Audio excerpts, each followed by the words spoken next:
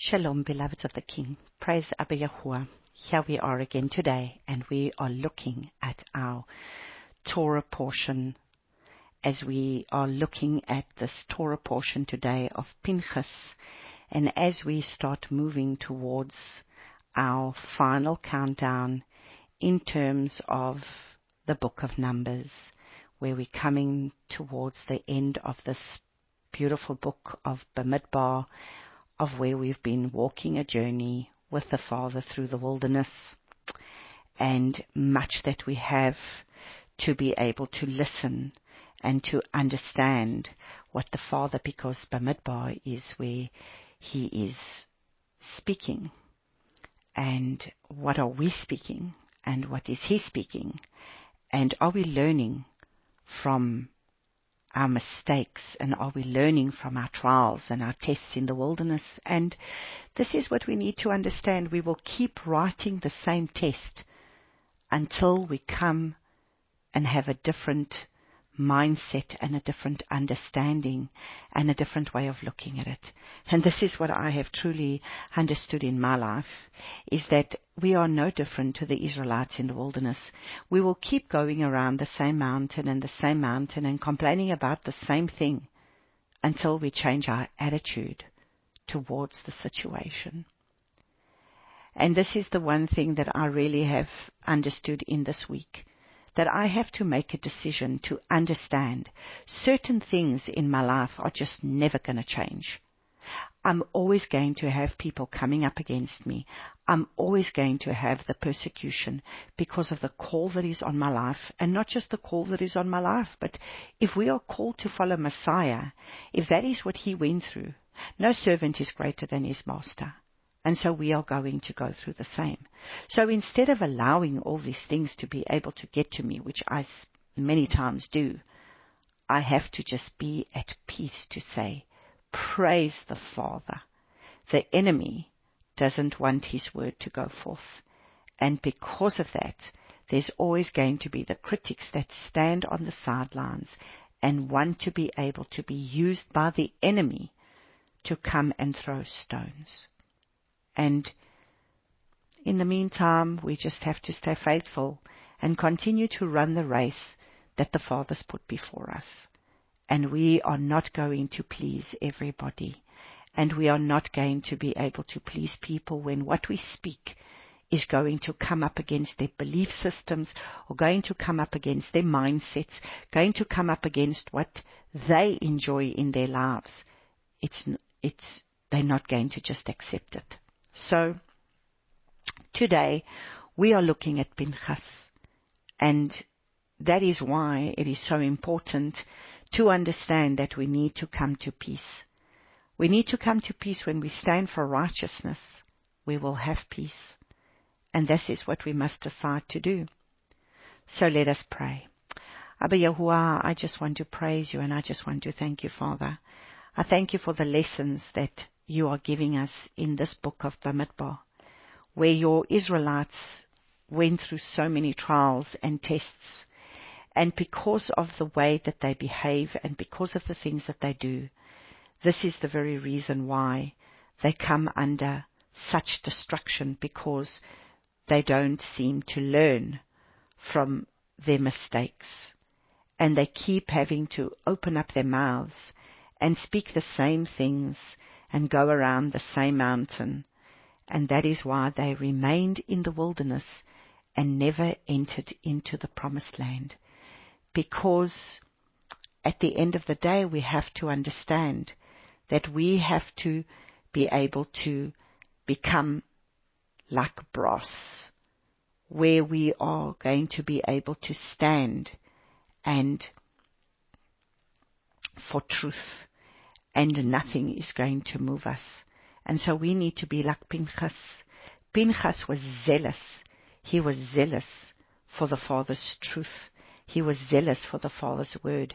He was zealous in order to be able to stand for Abba Yahuwah's ways, or else an entire camp would have been destroyed if someone did not take a stand. And this is what we've got to realize, that at many times, if somebody doesn't take a stand, and the problem is that many times when that one person takes a stand, that is the person that is going to be able to come under the greatest persecution, because they've took a stand. They're not going to stand for what's unjust and unrighteous, but they're going to stand for what's righteous.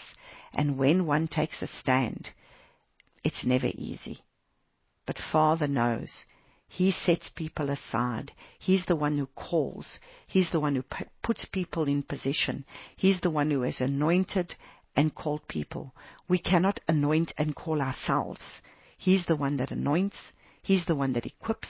He's the one that calls, and He's the one that will release. So we cannot lay claim to things of ourselves, but we need to trust the Father in His process, in what He will do at His appointed time. And so, Abba, my Father, I just want to thank You that I bring this teaching before Your throne of grace right now, and I thank You, Father. Speak to my heart and speak through my lips the very oracles that is going to come from Your heart for this Torah portion that needs to be preached. And so I thank You, Father, that You alone will be able to come and speak Your very oracles, and that You would open up the Word in order for us to be able to understand Your heartbeat in what it is that You want to reveal to us in this Torah portion. And so, Father, I thank You that I can just commit myself to You right now, and I say that it's not by might, it's not by power, but it's by Your Ruach HaKodesh. And so I praise and I thank You for this in Yeshua's name. So we are looking at Pinchas, and Pinchas is Torah portion Numbers 25:10 to Numbers 30 verse 1, and our Haftorah is 1 Kings 18:46 to 19:21. And so we are looking at this Torah portion, and Pinchas means mouth of brass. So at the end of the day, Pinchas' name meant a mouth of brass, and he was going to raise up to have to be the Father's high priest. And Pinchas, or he was going to have to be one that was going to seriously stand for the Father, a priest that was going to stand for him. And brass, when we look at it in Scripture, it is a symbol of what is firm, a symbol of what is strong and lasting, like the gates of brass, like hooves of brass, walls of brass, hardness, insensibility in sin. So they're not given to sin, they will stand.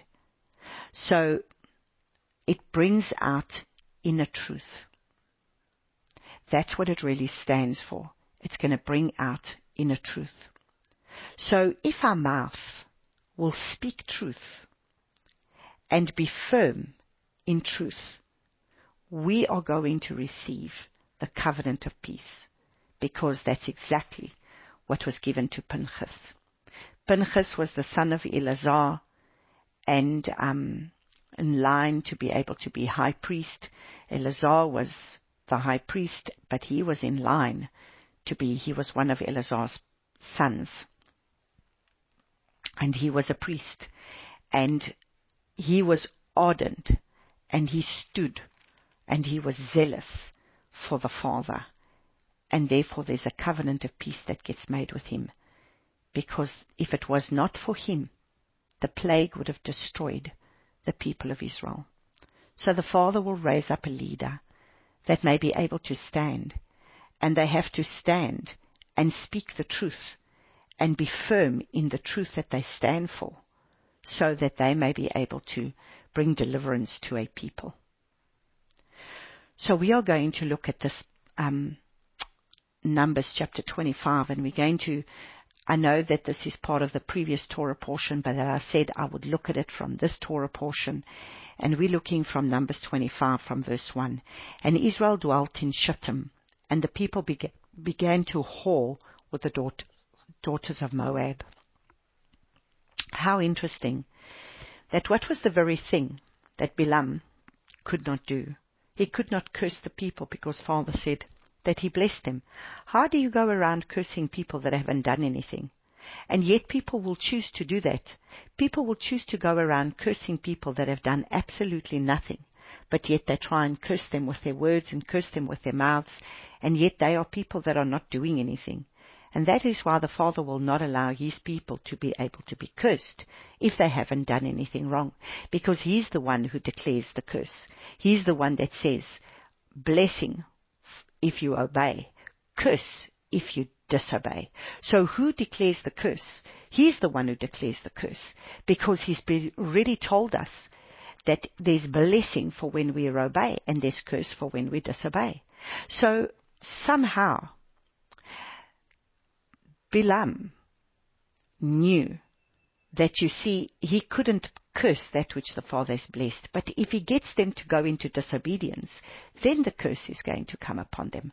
I'm sure word will have traveled of how many times they would be in rebellion, where destruction would have come upon them. And so it says, and they invited the people to the slaughterings of their mighty ones, and the people ate and bowed down to their mighty ones. Now, this is the children of Israel that have been led by Moshe, that have seen the mighty miracles of the Father, that have seen His hand in everything that He has done for them. But now they would go and bow down to other mighty ones. Do you see how easily we can become enticed? And it says, and thus Israel was joined to Baal Peor, and the displeasure of Yahuwah burnt against Israel. So do you understand why the Father was so against Balaam, and why He says in Revelation, where He comes up against the children of, where He comes up against Balaam, and He really stands against Balaam in Revelation 2.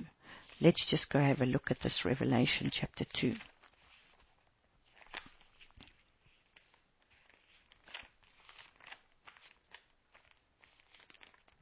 Where He says, and we're reading from verses 14 and 15, but I hold, and this is from the church of Pergamos, which is where the seat of Satan is.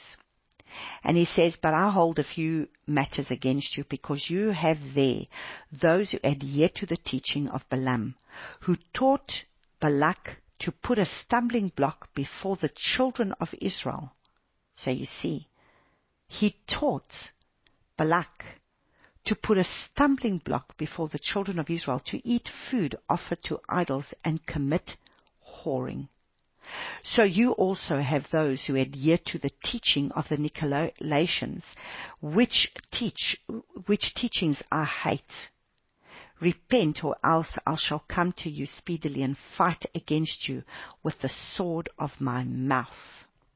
So interesting how it's Pinchas's name that is meaning mouth of brass.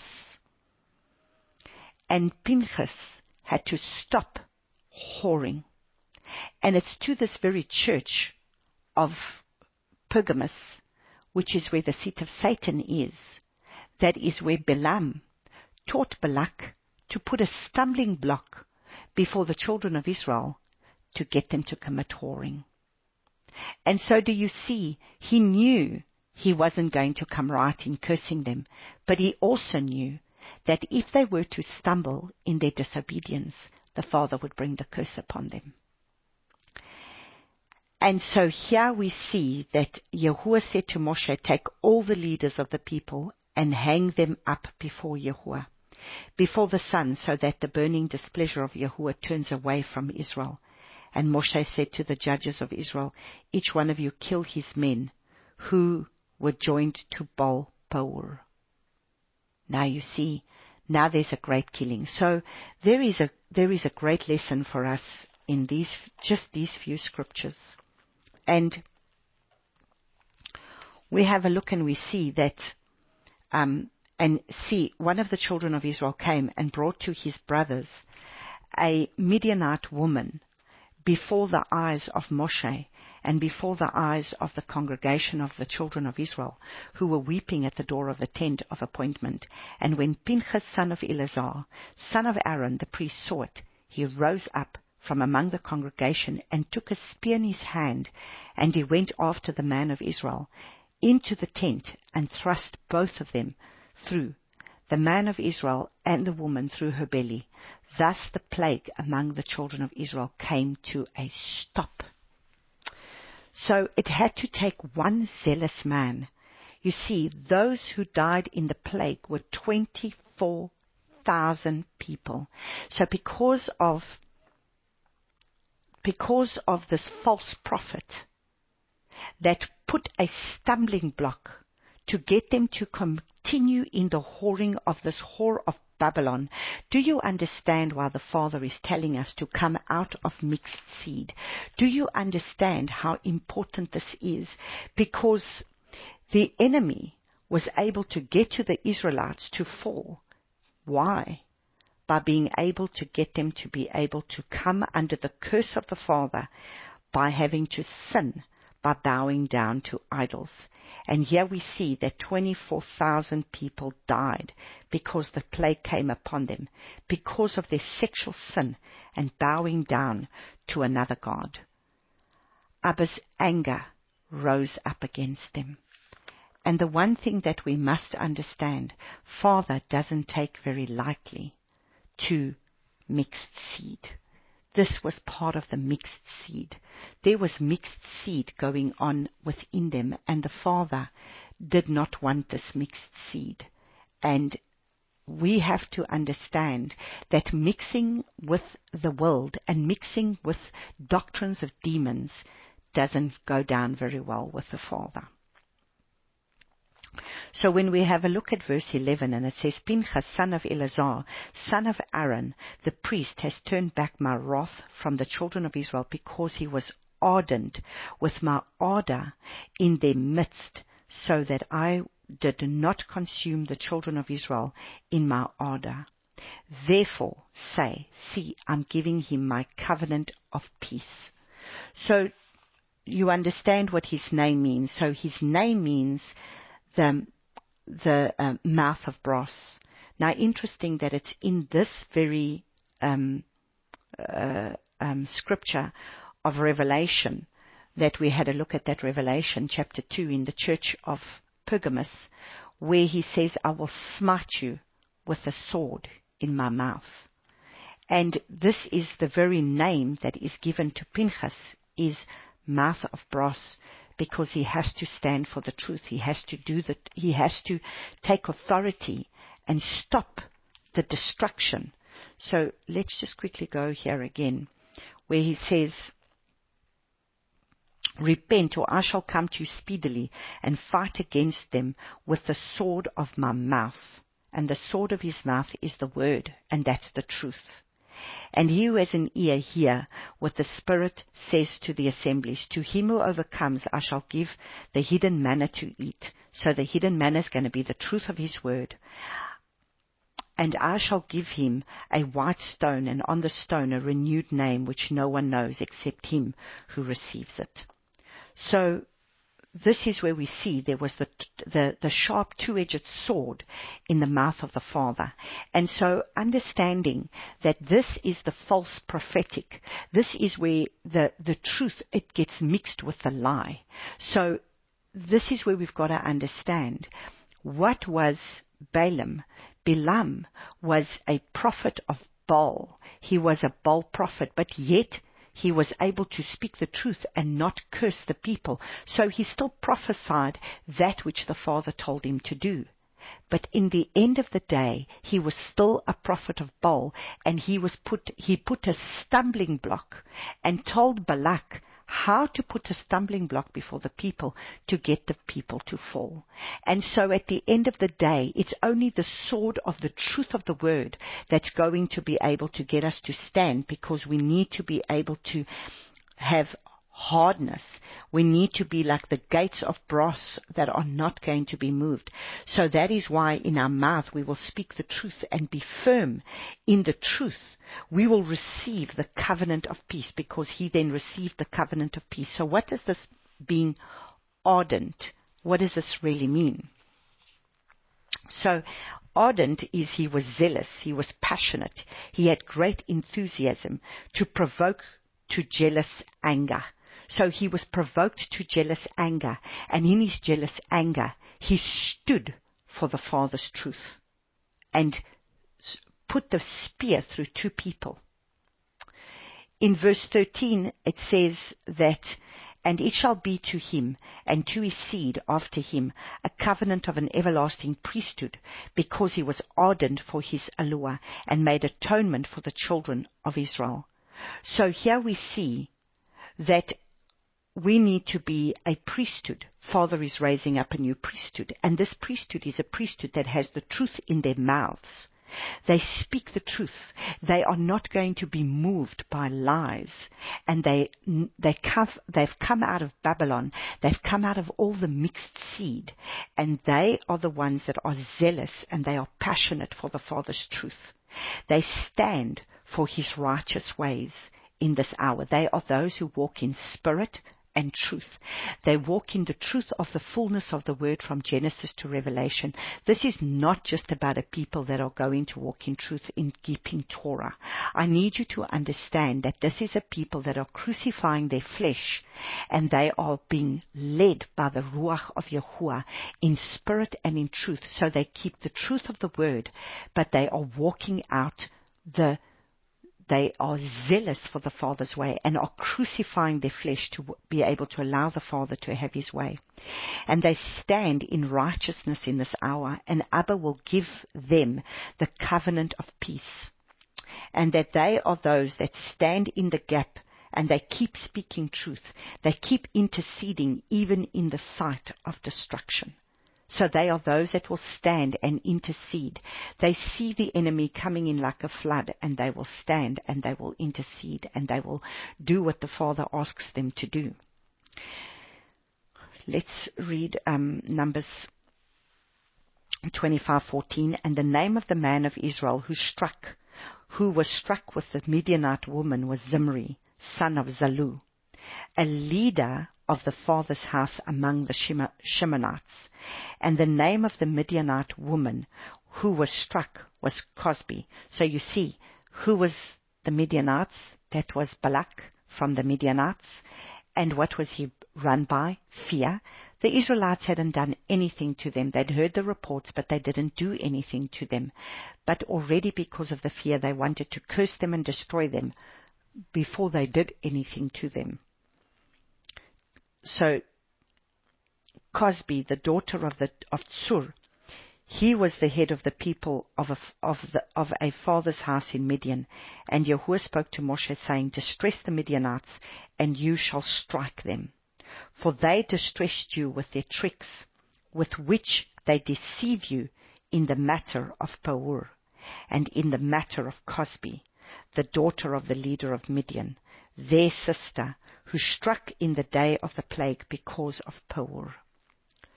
So when we look at the word, because the Midianite woman was Zimri, what does Zimri mean? Zimri means my music, which comes from the root word, which is H2174, which comes from the root word of H2167, Zamar, which means to sing, to praise, to make music, to sing. So that was her name, Zimri, which means my music, which comes from Zamar, which means to sing, to praise, to make music. Salul means weighed, to be weighed, and Cosbi means my lie. So let's look at what came up against Israel. So Cosbi means my lie, to tell a lie, to be a liar, to deceive. So you see, they came with an agenda, with a plan, to deceive the children of Israel, to put a stumbling block before them so that they would fall. Now it's interesting because Joshua himself talks about those that will put a stumbling block before his people and to cause them to stumble, to be able to not keep his word and not keep his ways. And in Matthew, this is just coming to me, so please bear with me. I'm going to see that I can find it. Here it is. In Matthew, it's just coming up to me now.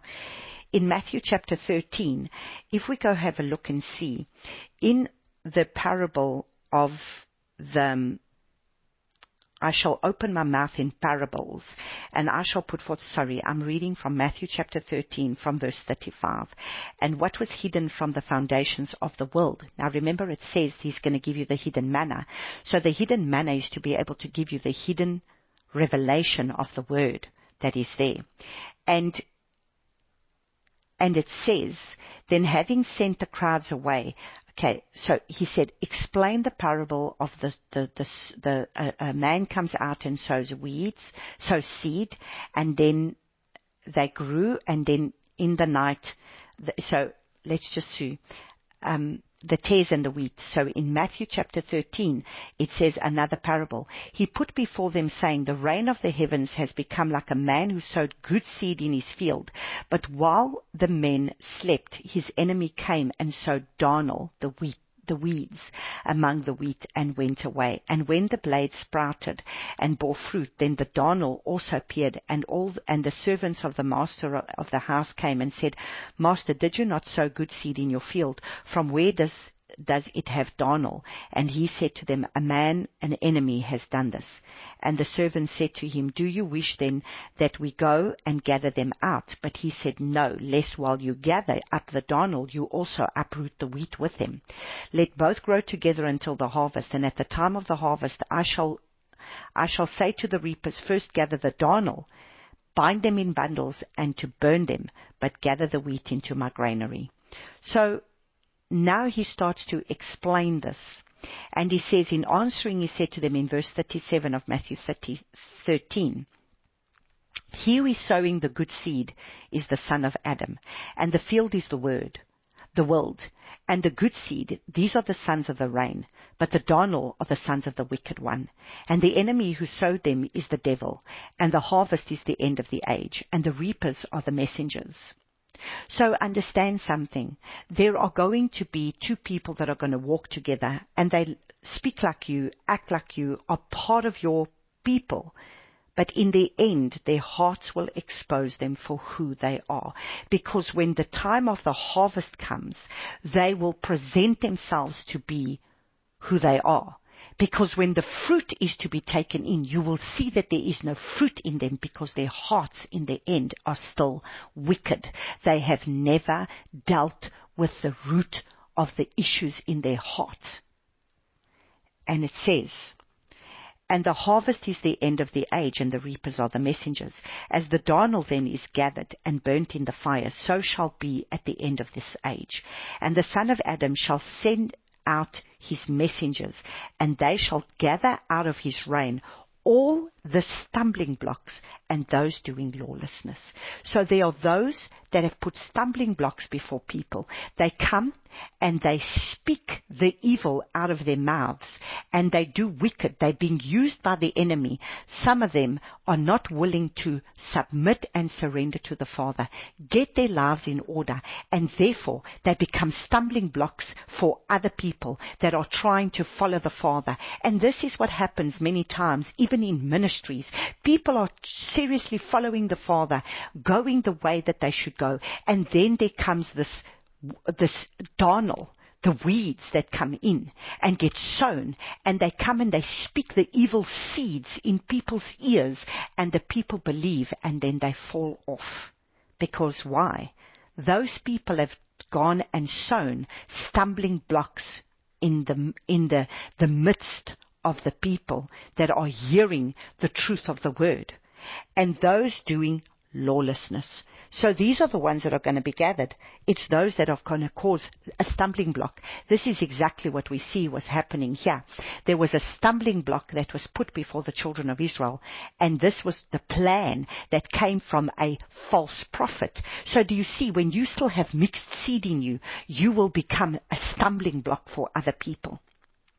And shall throw them into the furnace of the fire. There shall be wailing and gnashing of teeth. Because why? Where does the wailing and the gnashing of teeth come? Many will come to me in that day and say, but Yeshua, we cast out demons in your name. We did these great mighty things in your name. And he says, depart from me, you children of iniquity. You practiced lawlessness. So there are those that are going to come out that have been practicing lawlessness, but then there are others that have become, they might walk a path, but they are a stumbling block because of the things that they do. Instead of their mouths being a mouth of bronze that is to be able to speak the truth, they come like a serpent and they start to speak up against the work of the Father. Then the righteous shall shine forth as the sun in the reign of their Father, and he who has an ear to hear, let him hear. So you see, those that will bring many to righteousness shall shine as the firmament of the heavens. Because why? They are speaking the truth out of their mouth, and this is the people that they are going to draw in. And so do you see, what is it that is being perverted? So if we have a look and we see what is it that is being perverted here that we must understand. And Zimri means praise, singing, and then the Salu means weighed, to be weighed, and then Cosby means a lie, a liar. So what is it that normally happens? The enemy will always come in to pervert our worship. It will always bring deception and lies. Abba is weighing our worship. And our worship is the way that we serve him. Our worship is what is being spoken out of our mouths. And this is being weighed in scales to see if it is contaminated with mixed seed. And to see if we will allow ourselves to be open to the doctrines of demons and to be open to people coming to speak evil reports in our ears. So when we have a look at verses 17, distress the Midianites, and you shall strike them, for they distressed you with their tricks, with which they deceived you in the matter. And so we see the mixed seed comes in to take our worship from our Father and to take us from the right path of truth and to take us on another path. So you were on the path of truth. You were walking with the Father in the way of the Father, and you were following Messiah in the path that he put you on. But then there comes a darnel. There comes one that is being sown in by the enemy and comes to be able to speak destruction. And comes to be able to take our worship from the Father, our walk with the Father, to our works of our flesh, to an idolatrous thing that will come into our life, that even that which looks good, sounds good, is still being put there to lead you astray. And to focus on ourselves, and we become the gods of our own lives that we serve, because everything that comes our way is either been put there by the enemy or put there by the Father. So I put before you life and death, choose life. Not every path, just because it looks good and sounds good, means to say that it's the path of the Father, because the Father is the one who wants to lead and guide, but the enemy will also lead you astray on another path. And this is the path of self, to be able to get you to turn to yourself as opposed to turning to the Father. And so all these false religious systems and these false priests and false prophets and false people that come with a serpent tongue to be able to speak in our lives, it's going to be about self, how you must be raised up. It's all about you being on your throne and not Yahuwah. And that this is the reason why we need to crucify our flesh. So if it's going to lead you back to self, if it's going to lead you back about you yourself doing something to be able to raise yourself up, then you must understand this has been sown by the enemy. So when we have a look at Numbers 27, verses 12 to 14, so Numbers 26 is all about numbering, taking the census, and now we get to Numbers 27 from verse 12, and it says, "And Yahuwah spoke to Moshe, go up into this mountain, Abarim, and see the land which I have given to the children of Israel. And when you have seen it, you also shall be gathered to your people as Aaron your brother was gathered, because you rebelled against my mouth." So you see, this Torah portion is very much about the mouth. And that is why it's interesting, because Pinchas's name means mouth of brass. And so it's very much speaking about the mouth. And so he turns around and he says, because you rebelled against my mouth in the wilderness of sin, in the strife of the congregation, to set me apart at the waters before their eyes. These were the waters of Meribah at Kadesh in the wilderness of sin. And Moshe spoke to Yahuwah, saying, let Yahuwah, the Elohim of the spirits of all flesh, appoint a man over the congregation. So here we see that Moses sees his promised land. And we can have all the prophetic words over our lives, but our actions and our unbelief will keep us out of our promised land. So because of his arrogance and pride, he was kept out of his promised land. What is it that can come into our lives that we can be so close to entering into our promised land that the enemy will come and sow something in the camp in order to be able to keep you from your promised land? Because this is exactly what came into the camp of the Israelites, to be able to keep them from them entering in their promised land. 24,000 of them died. And Moses got irritated with the people because, once again, instead of them seeing what the Father has done, instead of them seeing the goodness of what the Father has done, they keep complaining about the same problem. We have no water. We have no food. And this is the same thing. We need water. You brought us into the wilderness to die. And so the whole time it keeps speaking this problem. And so that is why we now need to be able to understand that Father is wanting to be able to come now and say to Moses, putting a precedence in showing, because of that which you have spoken and your rebellion, because you did not reveal me to the people. I told you to speak to the rock, not to strike the rock, but in your anger you struck the rock. Therefore, he's being kept out of this promised land. And so we have to understand that we can have all the prophetic words, we can have all the promises of the Father, but what is the attitude of our heart? Don't just rely on your prophetic word that you have received. Abba wants to bring it into fulfillment, but you must bend under his rod of discipline to bring it to pass. So we have to bend under the Father's rod of discipline, and we have to go through the process. Now you see, Moses didn't want to go through the process of the griping, the moaning, and the complaining. The Father will bring the rod of correction in our lives to get us to bend in that area that we do not want to bend. When we're finally at peace with where we find ourselves, and we stop complaining to the Father. Stop complaining about where you are. Stop complaining about what is going on around you. You will see yourself coming out of that wilderness. But if you're going to continue to gripe, moan, and complain about where you find yourself, you are going to continue to go around the mountain another time.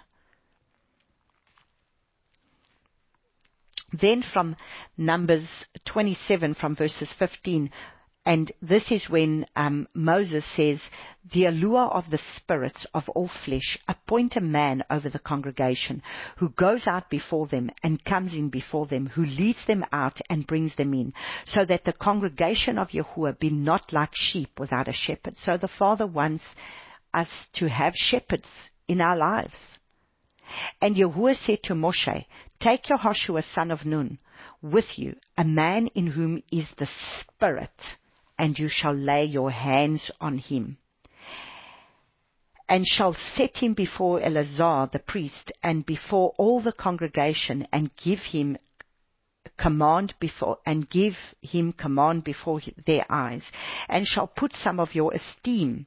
So he will put some of his glory upon him, so that all the congregation of the children of Israel obey him. So you see, it's a man filled with the Spirit. It's a man that's going to reflect the Father's glory. And he is to stand. And who put his Spirit in him? The Father.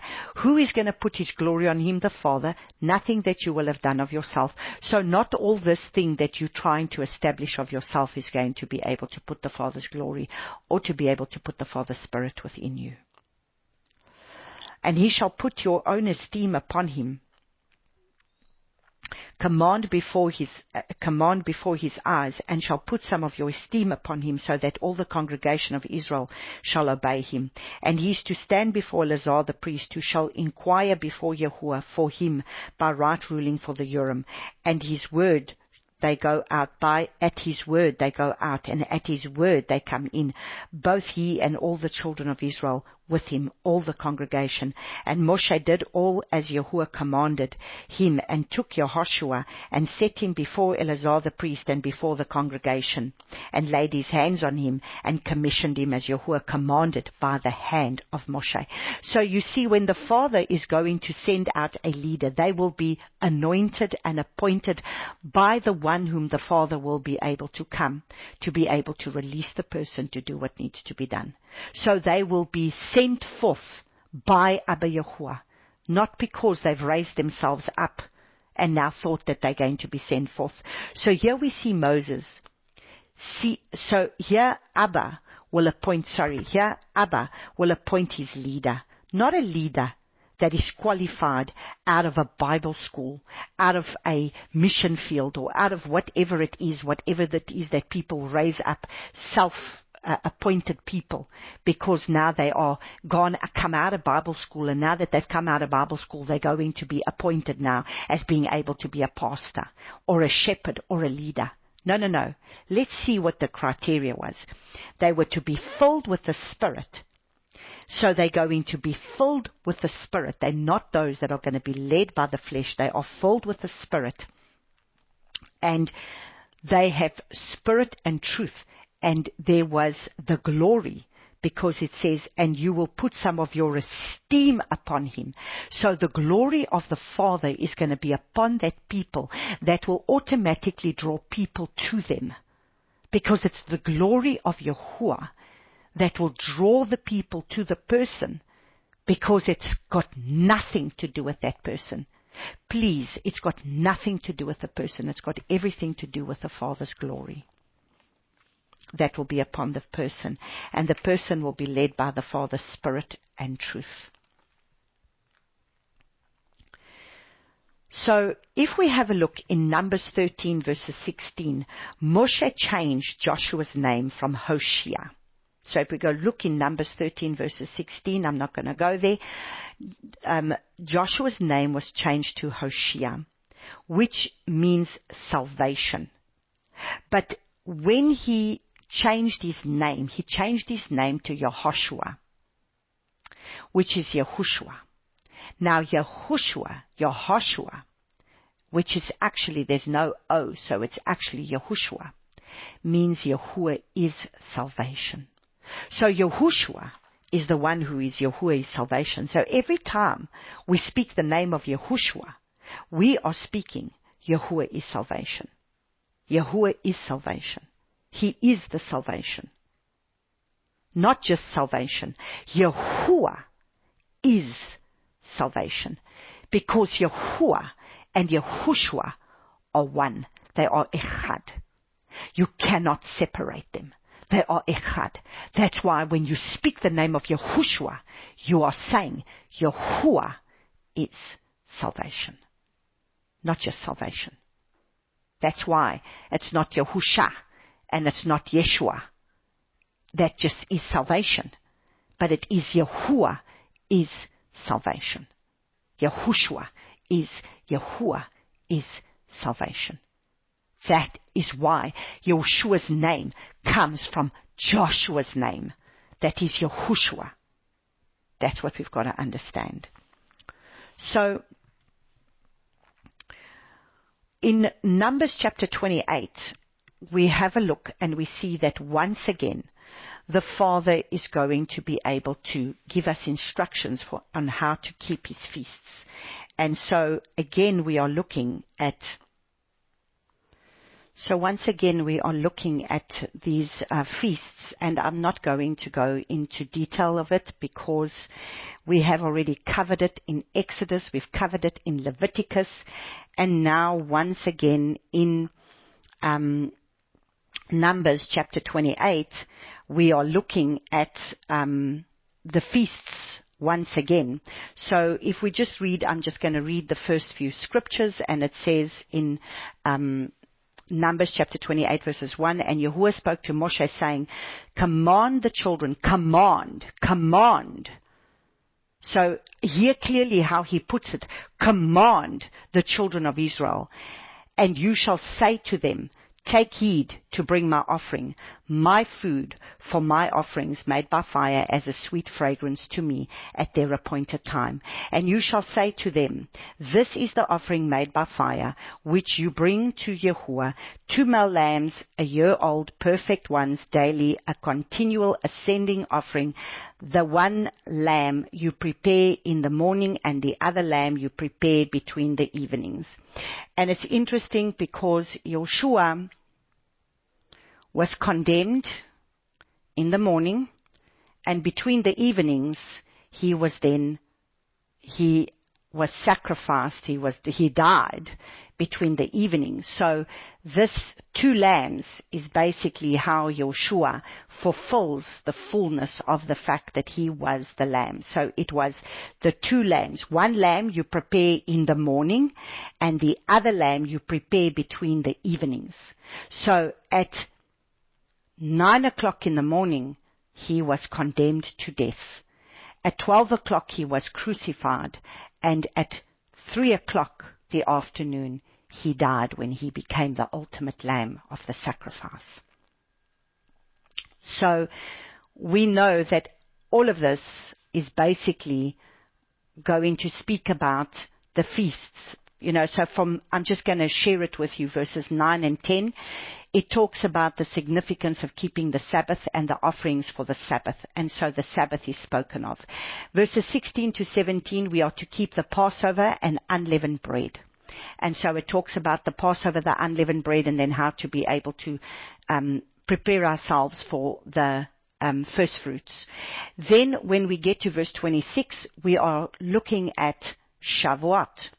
Then in Numbers 29 verses 1, it's the first day of the 7th month that you are to keep Yom Teruah.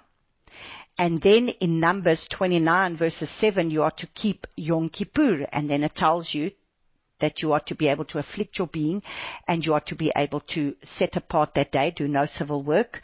And then in Numbers chapter 29 verses 12, on the 15th day you are to keep Sukkot. And that is the feast for 7 days. And then on the 8th day will be a holy convocation, a high holy Sabbath unto the Father on the 8th day of the feast. Then in Numbers 29 verses 39, so in Numbers 29 verses 39 it says, these you prepare. So it's talking about the feasts. These you prepare to Yahuwah at your appointed times, besides your vowed offerings and your voluntary offerings, as your ascending offerings and your grain offerings, as your drink offerings and your peace offerings. So these are all the offerings that you are having to offer at the feasts. and we understand that Yahushua has fulfilled all these offerings. We've had a look at this in Leviticus, that we've understood that Yahushua came to fulfill every one of these offerings, and even at the feasts, he came to fulfill, except the feasts that are going to still be fulfilled. That is in the end, the feast of Yom Teruah, and we know that again, Yom Kippur, he's going to become the one that is going to come and judge the nations of the world. And but he's already atoned. His blood was already atoned when he died. That he's already taken his blood and already came and gave it on the mercy seat for us. And then obviously the wedding feast of the Feast of Sukkot. So we are going to have a look at some of the scriptures just in the renewed covenant. Let's read 2 Corinthians 11.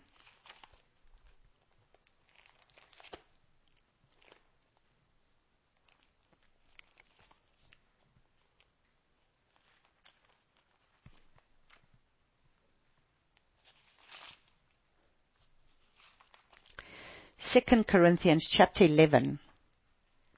From verse 1, and it says, I wish that you would bear with me in a little folly, but indeed you are bearing with me.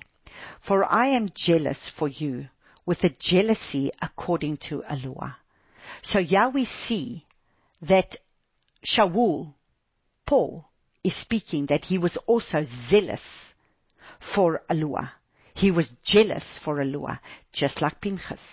For I gave you in marriage to one husband, to present you as an innocent maiden to Messiah. So we have been presented to one husband, to Abba Yahuwah, with our Messiah, the one that we are going to be betrothed to. We are betrothed to him, but the consummation of the marriage is only going to take place when he comes.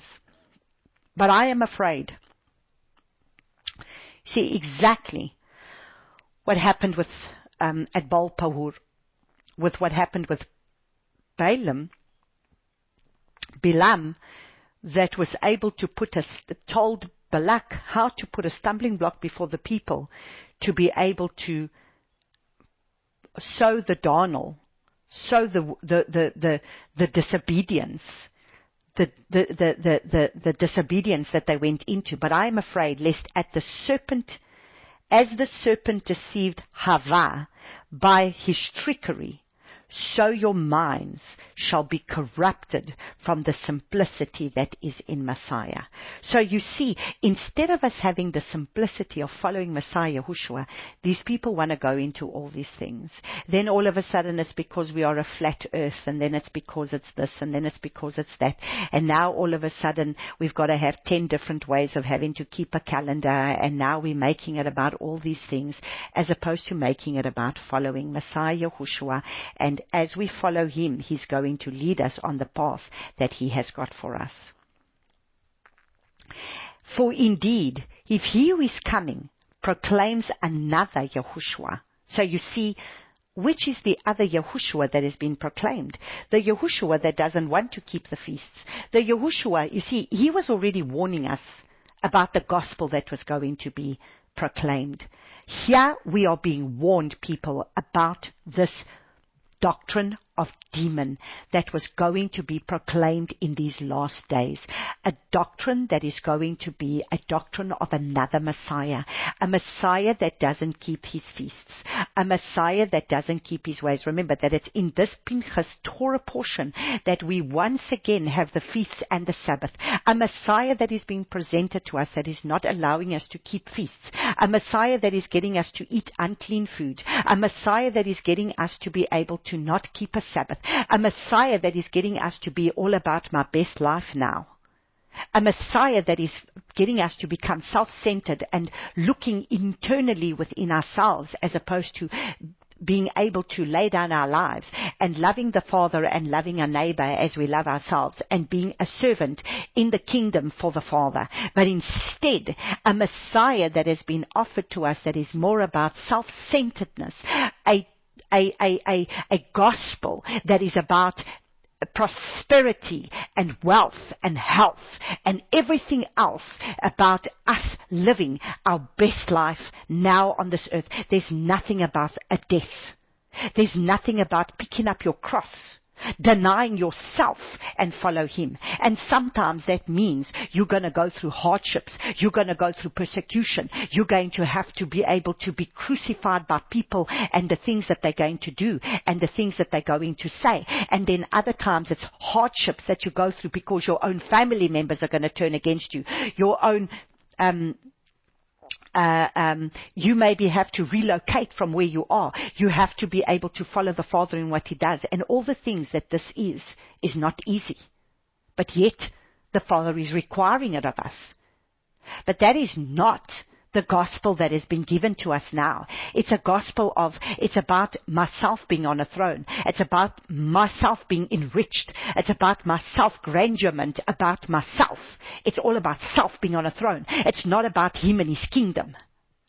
And this is what we've got to understand. If we are not serving the Father and his kingdom and serving his people and being about his kingdom, then what are you serving? You have to ask yourself that question. What gospel have you received? Is it a gospel that even though I'm keeping the feasts and I'm keeping all these things, is it still about myself?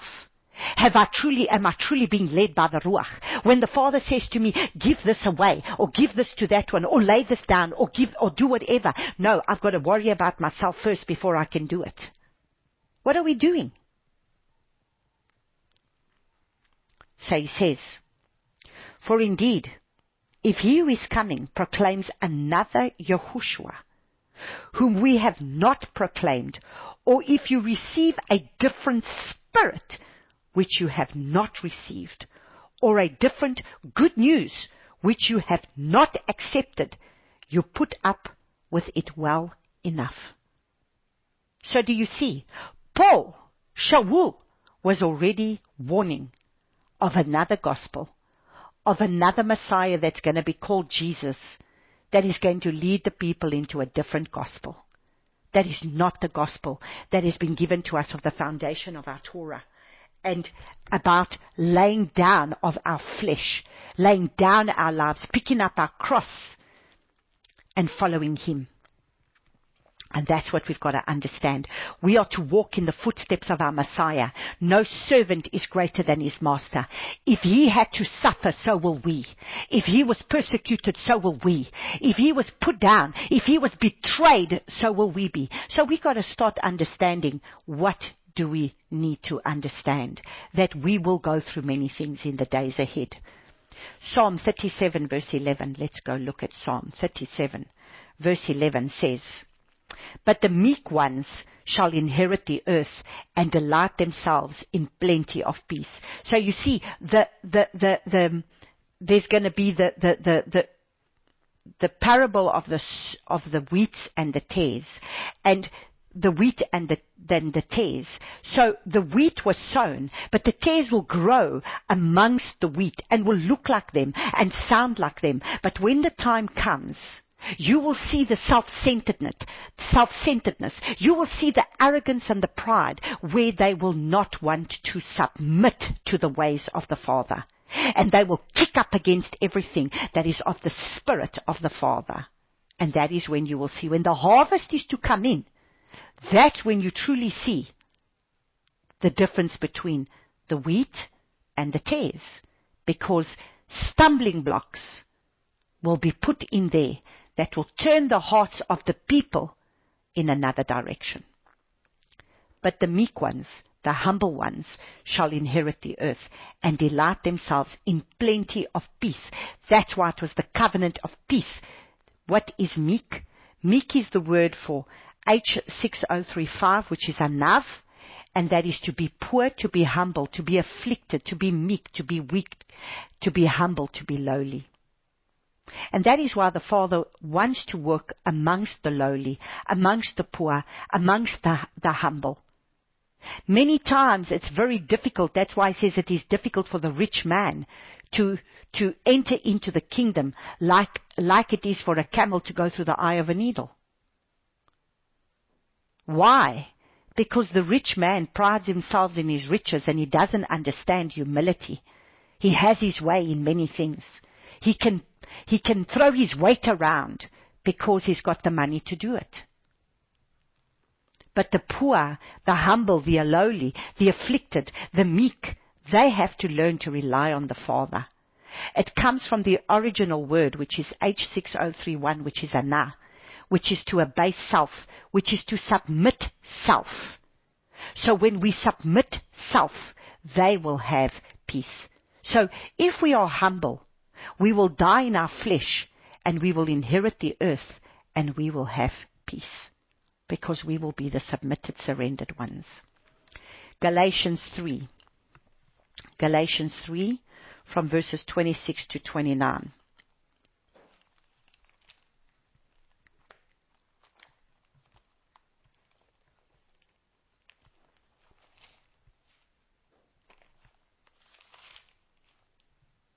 You see, and that's why he says, who has bewitched you as well?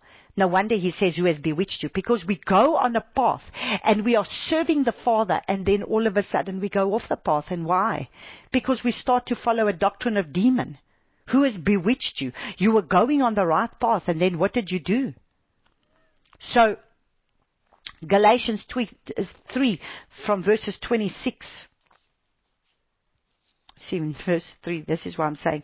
O senseless, in verse 1, O senseless Galatians, who has put you under a spell not to obey the truth, before whose eyes Yahushua was clearly portrayed among you as impaled.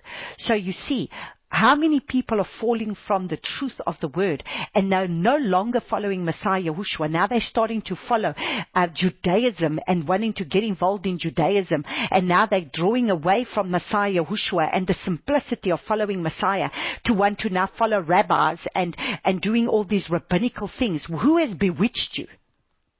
Who has bewitched you? That now you want to join up with Brother Judah, and now you want to learn from rabbis, all these things, where the simplicity of the cross has been given to us, where we are to be able to walk in spirit and truth, keep the simplicity of the truth of the word, and be able to follow Messiah and crucify our flesh. And so, here we see where he says, for you are all sons of Eloah through belief in Messiah Yahushua. All of us are sons of Yahuwah. Not just a selected group of people to say, oh, these are the children of Israel. These are the children of the Father. They are the house of Israel. No, he says, for you are all sons of Eloah through the belief in Messiah Yahushua. So actually, what makes us the sons of Yahuwah? What makes us his true children? What makes us his true people? When we have surrender to Messiah Yahushua. For as many as you who were immersed into Messiah have put on Messiah. There is no Yehudi or Greek. Now this is a word for you. If you are still on about the Jews, and that these are the Father's chosen people, I bring you back to Galatians. Galatians chapter 3 from verses 28. There is no Jew, Yehudi or Greek. There is no slave or free. There is not male and female. For those of you that are in the Torah movement that do not allow women to preach because you say a woman is not supposed to preach because it's only a job of a man.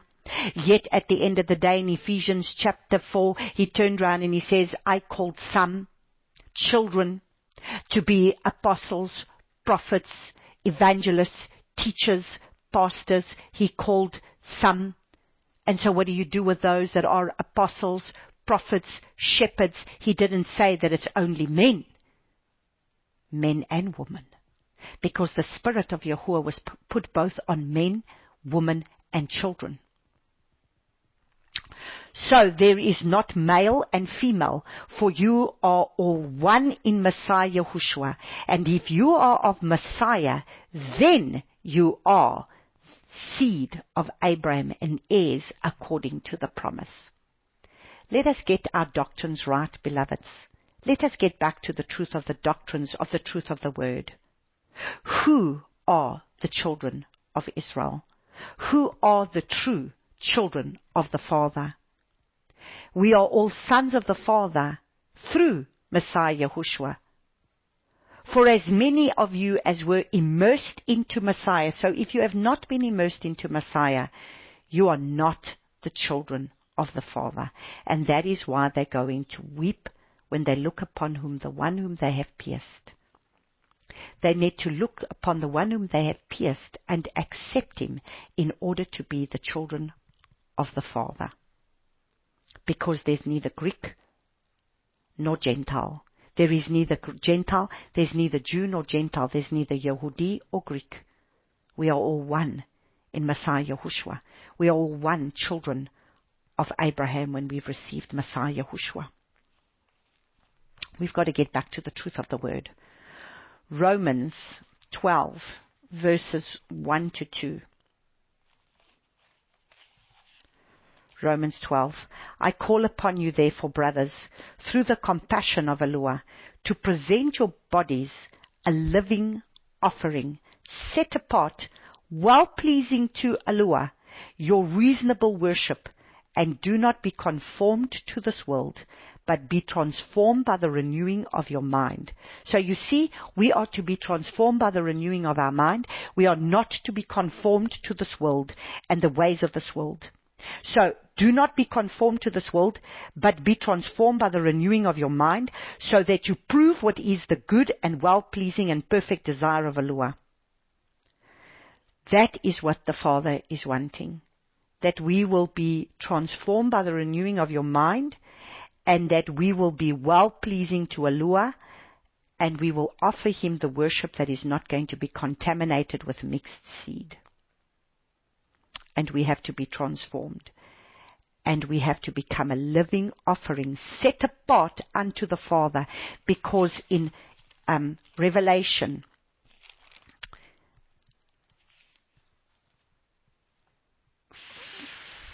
let me see, Revelation 5, verse 10.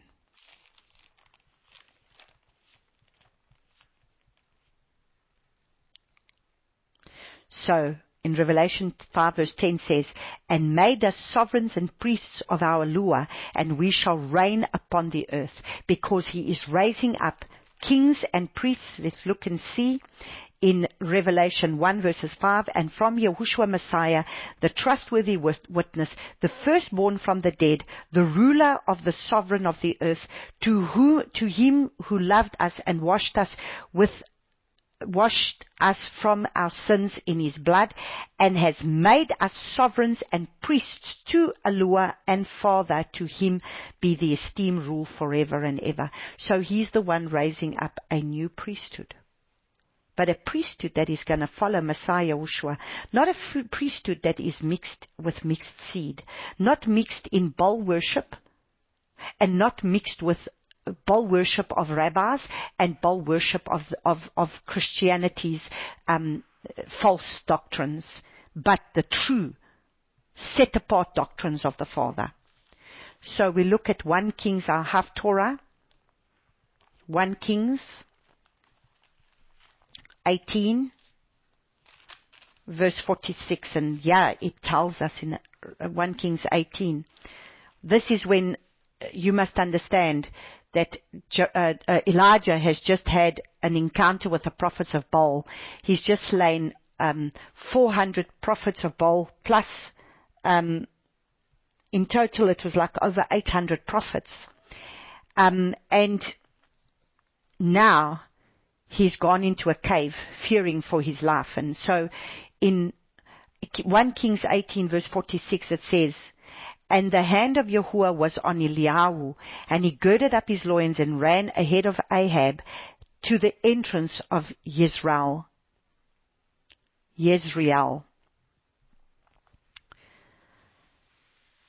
And then we read from verse 1 of chapter 19. And when Ahab reported to Jezebel all that Eliyahu had done, also how he slew all the prophets with the sword, Jezebel sent a messenger to Eliyahu, saying, so let the mighty ones do to me, and more also, if I do not make your life as the life of one of them by tomorrow about this time. And he feared, and rose up, and ran for his life, and went to Beersheba, which belongs to Yehudah, and left his servant there.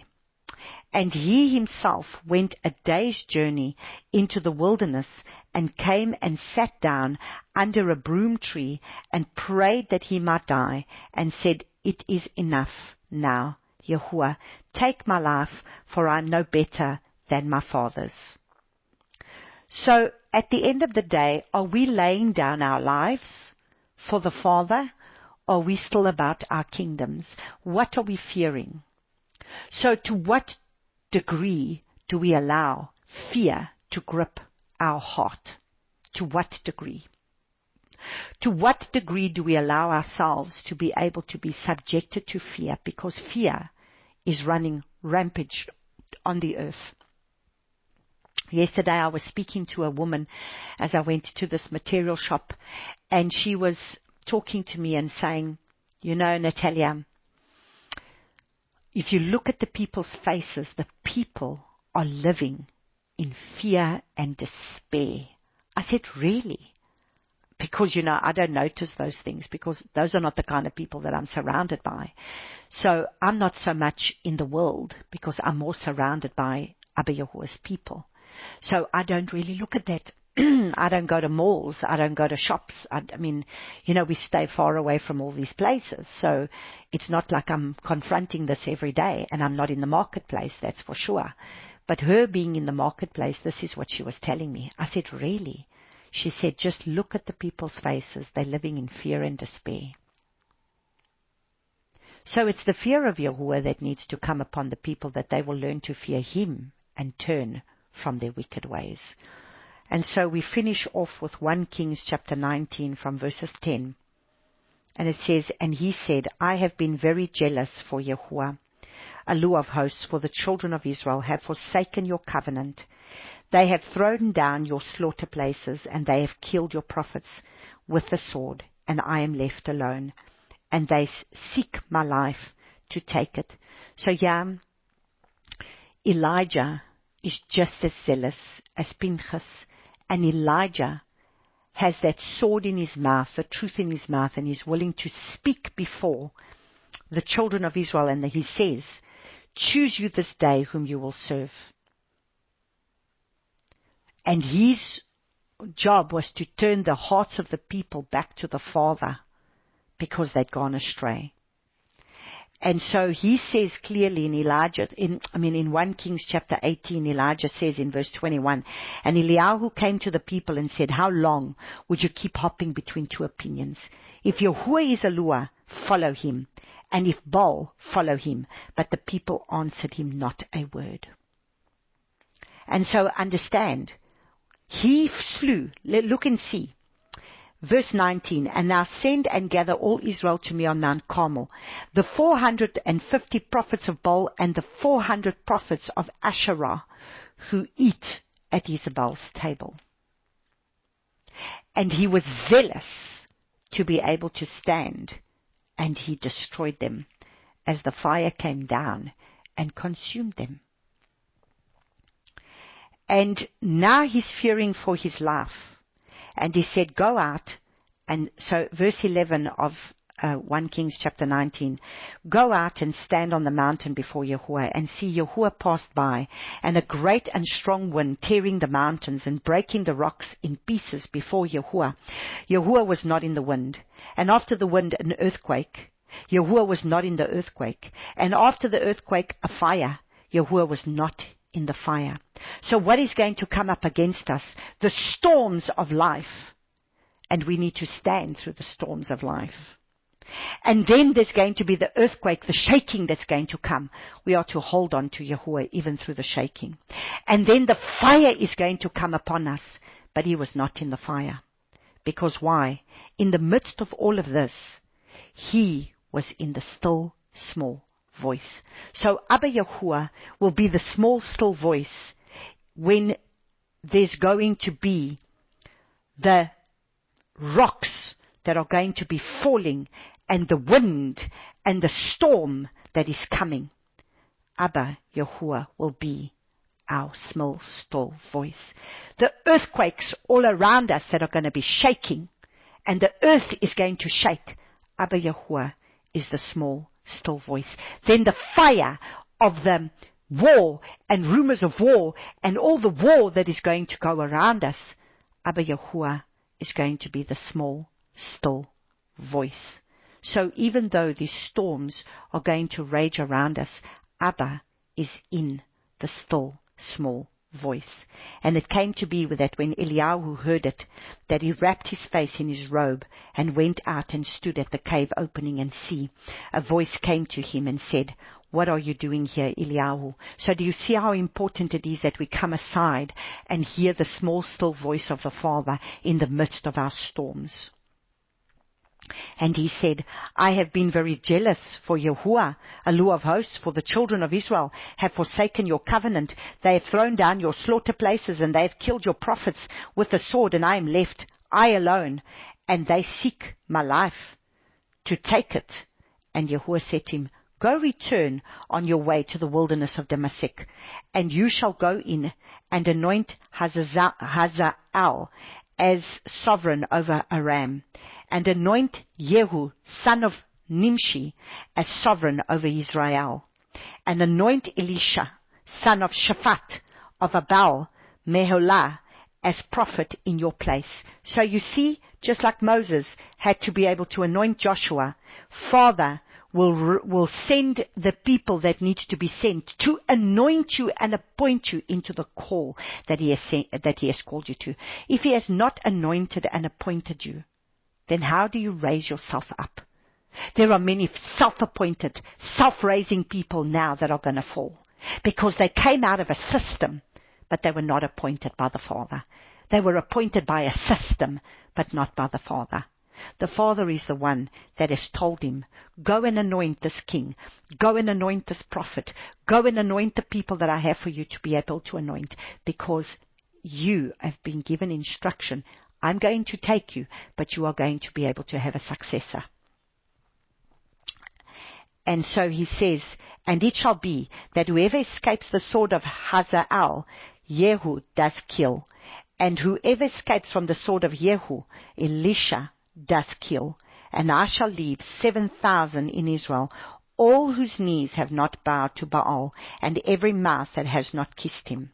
And he went from there and found Elisha the son of Shaphat, who was plowing with 12 yoke of oxen. So you see, he's going to be the one that is eventually going to be able to raise up for the 12 tribes of the house of Israel as well.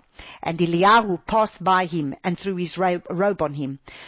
And he left the oxen and ran after Eliyahu and said, "Please, let me kiss my father and my mother and then follow you." And he said, "Go, turn back, for what have I done to you?"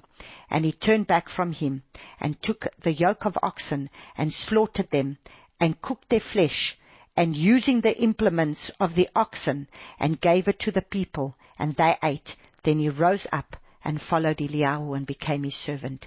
So you see, those 12 oxen was like the sacrifice that he gave in order to, he slew them, didn't worry about his mother and his father. He went and followed Eliyahu because he knew that he's got to be able to follow the man of Yahuwah to be able to do what the Father called him to do. So he left all, but interesting, the 12 oxen, 12 tribes, he'll become a prophet that is going to raise up, that's going to once again have to speak for the 12 tribes of the house of Israel. Because Eliyahu built the altar for the 12 tribes of the house of Israel. So he built the altar. So when we look and we see here in 1 Kings 18 from verses 31, it says, "And Eliyahu took 12 stones according to the number of the 12 tribes, the 12 tribes of the sons of Yaakov, to whom the word of Yahuwah had come, saying, Israel is your name. Israel, Yasharal is who they will become in the last days." And so Elisha was going to have to become a prophet that was going to speak for the 12 tribes of the house of Israel, because they needed to be able to come in. And so this is where we will end off today. Let us pray. Abba Yahuwah, I praise you and I thank you for your word, my Father. I thank you that we too may be able to raise up and not fear man, but fear you. That we become zealous for you. So Elijah was zealous for you, but then feared man because of the storm, because of all these things. And he was fearing man, running because of a Jezebel. Father, I pray that your prophets will not run from Jezebel. And Jezebel is very alive in the earth at the moment. And just like there's a Jezebel spirit, there is a spirit of Python, this Python spirit that is the snake in the grass, that is this spirit that of Leviathan that is wanting to come and silence your prophets and destroy your prophets and destroy your leaders in the earth. But I pray, my Father, that you will raise up a Yehu that's going to be able to kill Jezebel and be able to kill her, and she will be eaten by the dogs outside the camp. And that spirit will be silenced once and for all, and your prophets will no longer run from a spirit of Jezebel, but that they will stand and they will slay this Jezebel spirit, because they will not succumb to fear. But the only one that they will fear is you and you alone. And that the fear of Yahuwah is the one that will be within them, and that the fear of Yahuwah is going to be by what they stand, so that they would not sin, but they will speak your words with authority and power to be able to set your people free. I praise and I thank you for this word today that you have delivered to us in Yeshua's name. Amen.